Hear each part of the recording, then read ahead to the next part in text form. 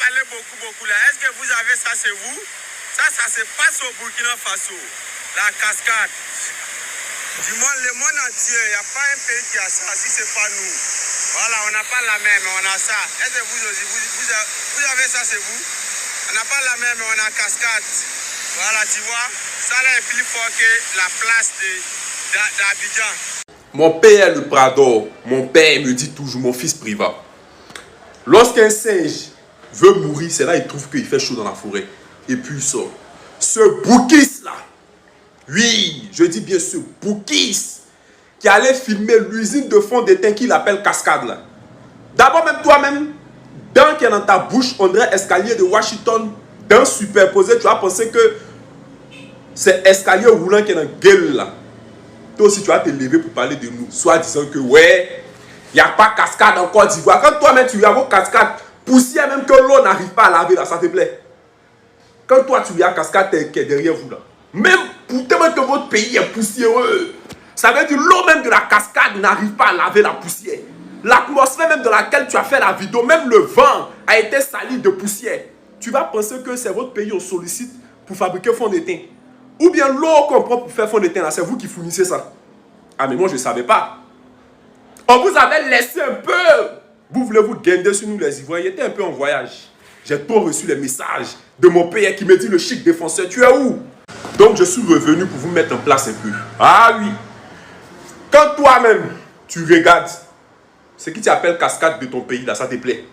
Vous ne connaissez pas cascade, il va te montrer vraie cascade. C'est là que tu vas voir.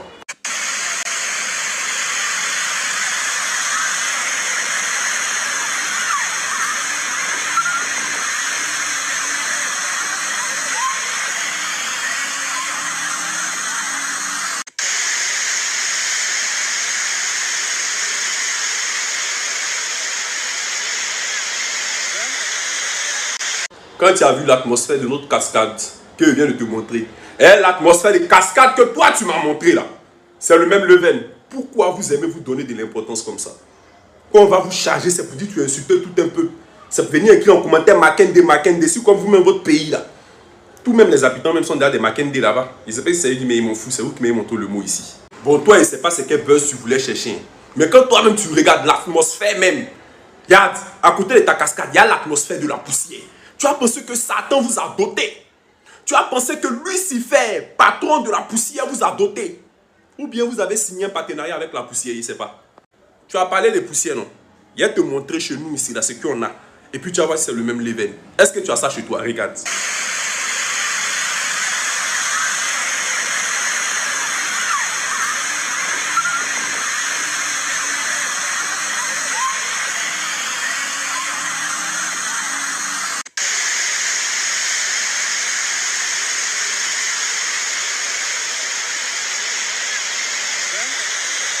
Donc, tant que tu n'as pas ce qui vient de te montrer là chez toi, il faut la boucler. Et puis, il faut te réjouir de ton eau de poussière que tu appelles cascade là.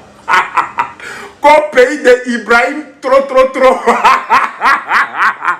Vous êtes villageois, les Boukis. La famille, dites-moi un peu la vérité. Quand vous voyez ce Burkinabé, est-ce que lui-même, il n'a pas honte de lui?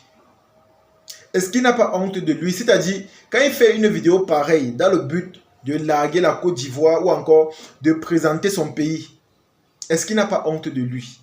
Je vous ai dit ici là, quand on fait les clashs, c'est mieux de présenter ce qui est beau ou encore agréable dans son pays parce que c'est une façon de vendre son pays cher à l'extérieur. Je vous ai dit ça. Le but n'est pas seulement de faire les clashs parce que on veut se moquer de l'autre, mais avant de faire son clash, il faut d'abord se renseigner. Il faut se renseigner. Je sais que son objectif était de faire cette vidéo dans le but d'humilier la Côte d'Ivoire ou encore de présenter peut-être la plus belle chute de son pays.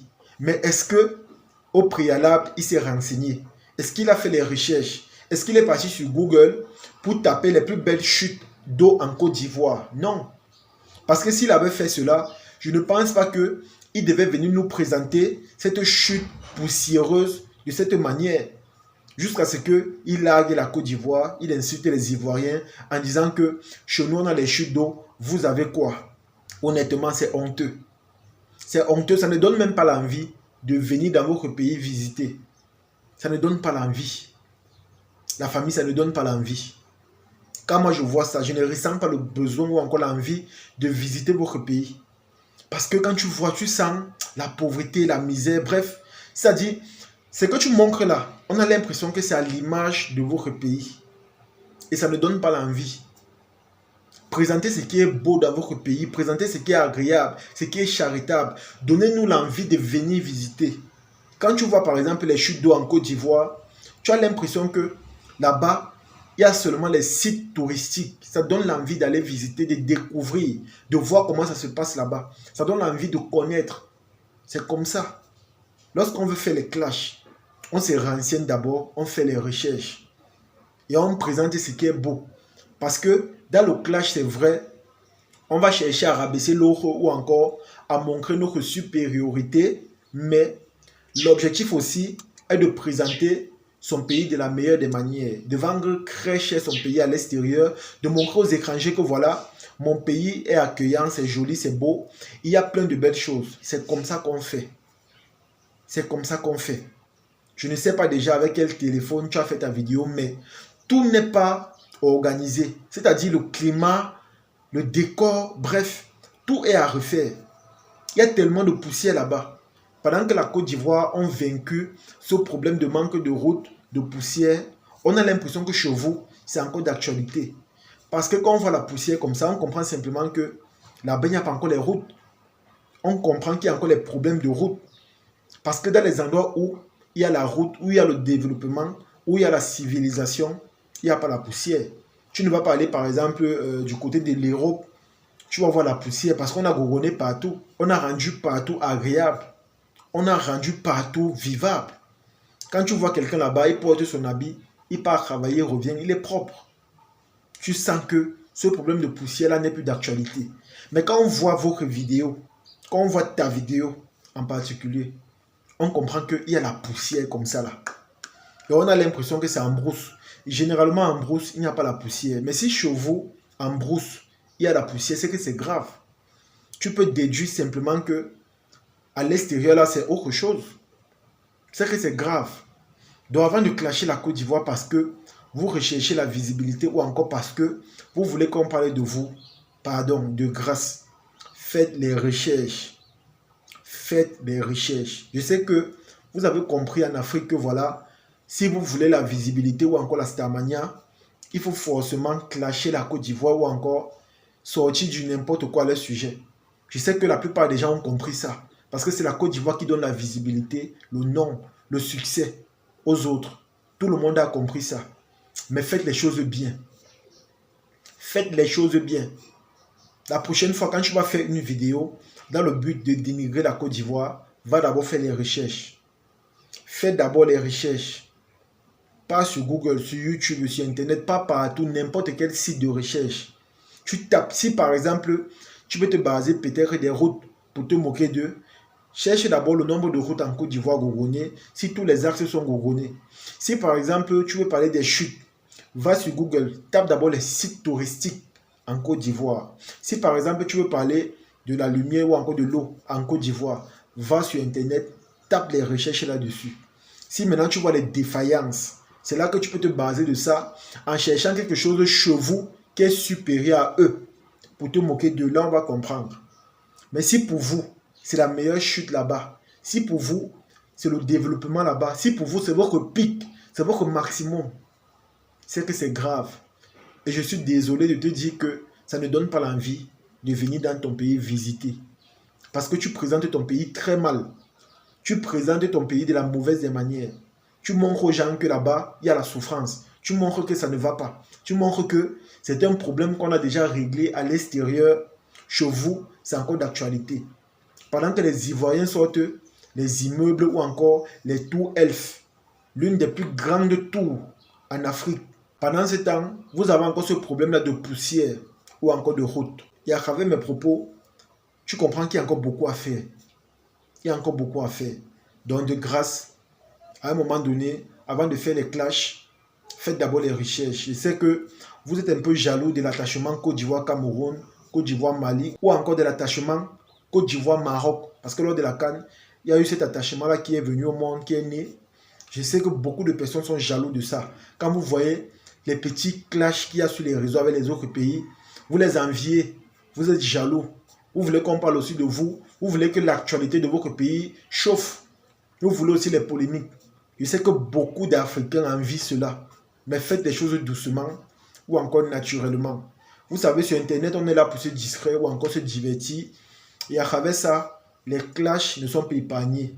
Mais faites les choses bien. Quand vous voyez par exemple le clash Côte d'Ivoire-Cameroun, vous allez voir que les Camerounais, avant de chercher à clasher les Ivoiriens, font les recherches. Ils font d'abord les recherches.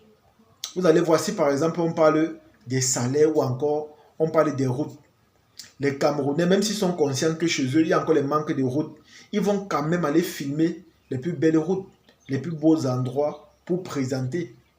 Ils vont au moins faire cela. Mais pas qu'ils vont se lever bêtement pour aller filmer n'importe quoi et dire que chez nous il y a ceci et pourtant chez vous il n'y a pas ça. Non. Les Camerounais sont d'abord des gens très fiers d'eux. Les Ivoiriens sont des gens très patriotiques. Ils aiment tellement leur pays. Ils sont tellement fiers de leur pays. Ils sont tellement fiers d'être Ivoiriens. Raison pour laquelle quand il faut défendre leur pays, ils le font fièrement, ils le font honnêtement, ils le font proprement. Ils vont chercher ce qui est beau. Et ce qui me plaît dans tout ça, c'est que quand tu vois la manière avec laquelle, ou encore la force avec laquelle ils défendent leur pays, honnêtement, ça donne l'envie d'aller visiter. Ça donne l'envie d'aller un peu voir comment ça se passe là-bas. Ça donne l'envie de découvrir. Parce que chez eux, ils présentent toujours ce qui est beau. Et laissez-moi vous dire que dans tous les pays du monde, il y a les endroits bizarres. Chaque pays a ses défauts. Chaque pays a ses qualités. Mais on fait le maximum d'efforts pour présenter toujours ce qui est beau. Parce qu'on sait qu'en faisant cela, il y a les étrangers qui se font les idées ou encore des jugements sur notre pays. Il y a des étrangers qui, c'est-à-dire en voyant cela, ça leur donne l'envie de venir visiter ou encore de découvrir. On prend tout cela en considération. Raison pour laquelle quand on fait ces clashs-là, on essaie de faire les choses bien ou encore proprement.